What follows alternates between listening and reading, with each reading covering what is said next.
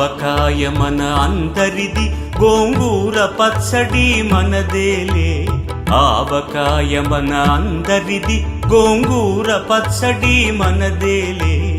ఎందుకు పిజ్జాలెందుకు బర్గర్లెందుకు పాస్తాలింకెందుకులే.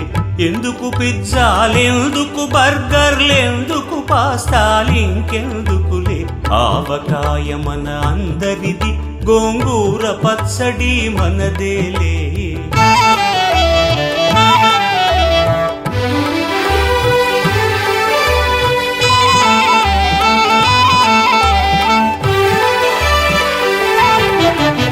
ఇడ్డెన్లలోకి కొబ్బరి చట్నీ, పెసరట్టులోకి అల్లమురా.